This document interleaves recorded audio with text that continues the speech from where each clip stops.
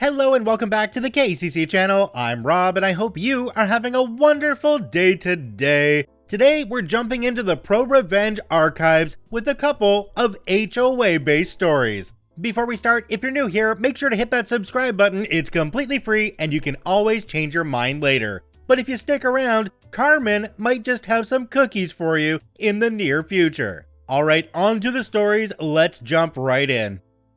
This story comes to us from PR Throwaway 83094. Threaten my pregnant wife over parking? Enjoy your misdemeanor, HOA bully. This was last year. I just sold my home in my HOA.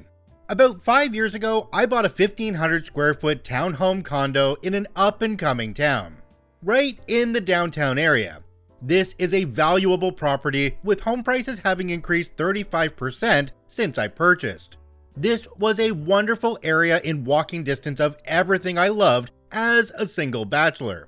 When I moved in, all my neighbors were wonderful. We all got along great, except for one person. She belonged to the HOA board, but was moving on because you can only serve 8 years. We'll call her Gimpy J.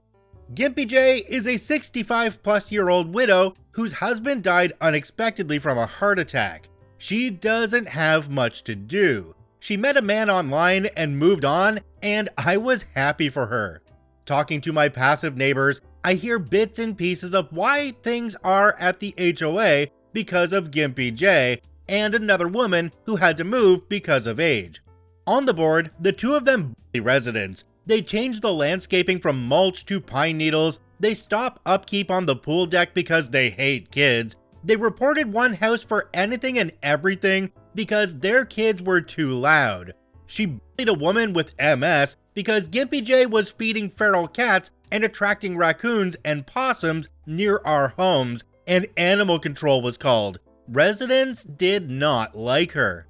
I got married and wife has been living with me for 2 years now at this point. We are very happy. During this time, Gimpy J began spending more and more time with her new boyfriend. He lives about an hour away from our house in the country. She would initially spend the weekend, then a week there, until she began living there all the time, with very little time spent here. Maybe 15 minutes to 2 hours a month would be at our complex. Now, at our complex, there is only one rule on parking. Each resident is entitled to 2 spots close to their building, but not necessarily in front of your unit, and there is no limit to parking spots you may occupy. Close to it is the key word. We have new folks on the board who are all under 40 years of age, and the place is starting to get spruced up. We have some friends over regularly and they park in front of our unit. Gimpy J had 2 hip replacements done, and we had not seen her in about 7 months. Our little area of the complex consists of 8 townhomes that face each other, 4 on one side, 4 on the other. There are 8 spots for 3 homes and a handicap spot for one of our neighbors.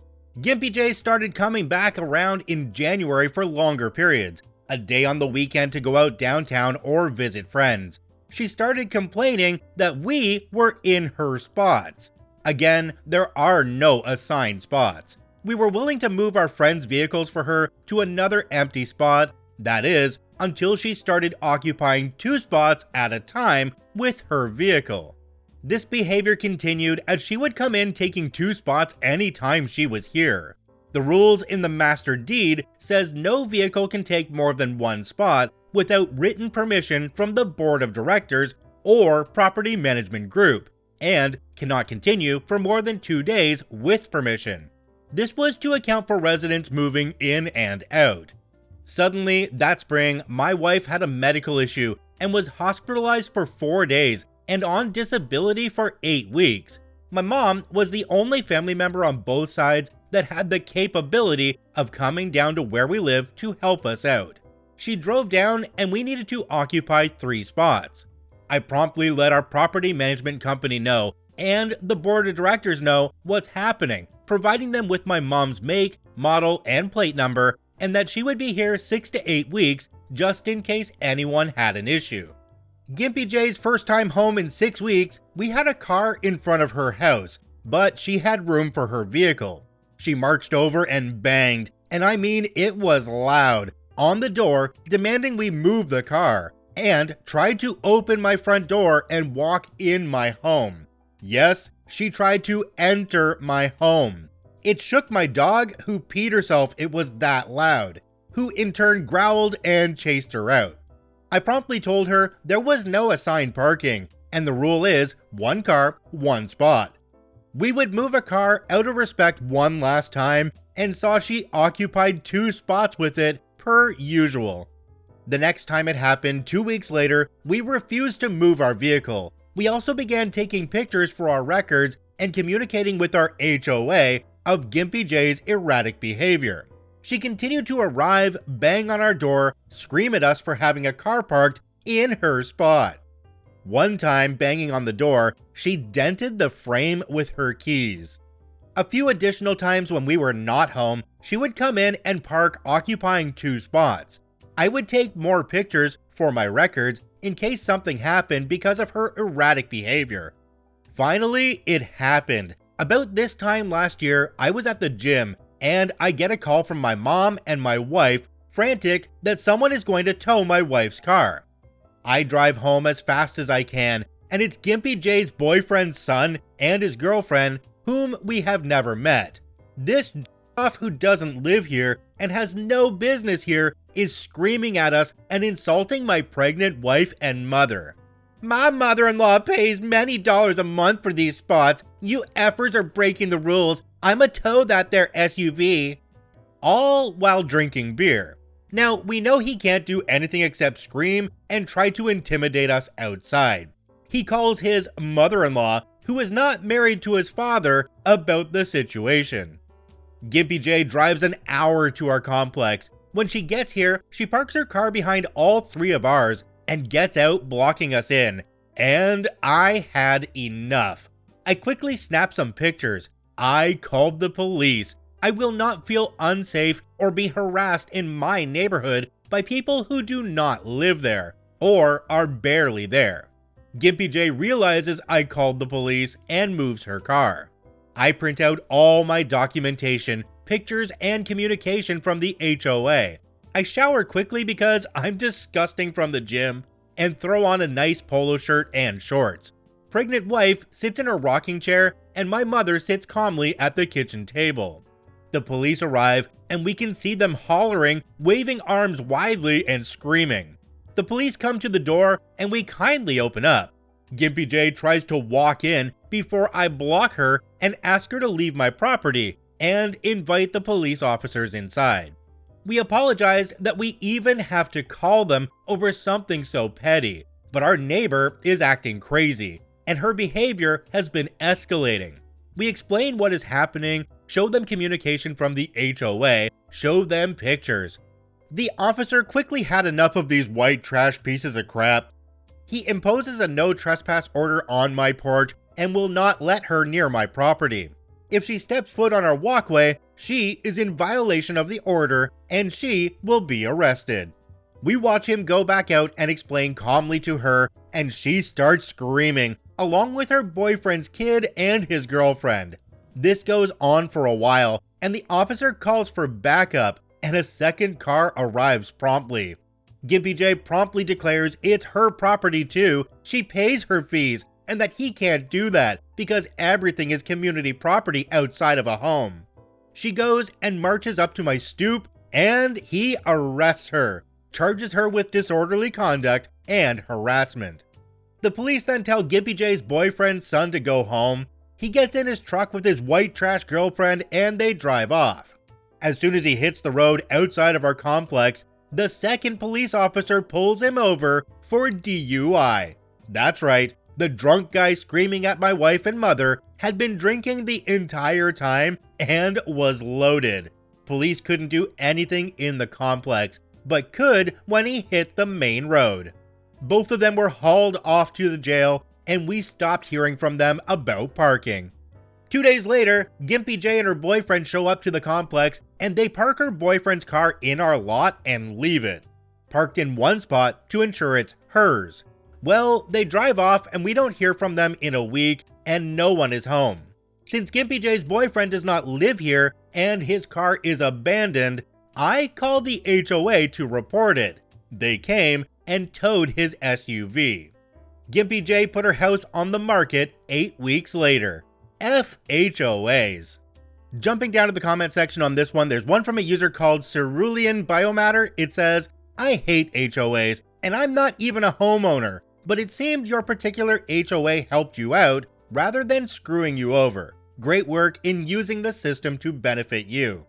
Yeah, I'm not sure why OP's saying F HOAs at the end of this story, because it seems to me like the HOA actually helped out in this case. OP contacted the HOA and they did what they needed to solve the problem. It's actually a good outcome for an HOA story for once, which we don't get very often at all. This story comes to us from Hi Internet Friend. HOA board tries to force me to remove my trampoline. I get them removed from the board instead. I put a trampoline in my backyard in early 2017.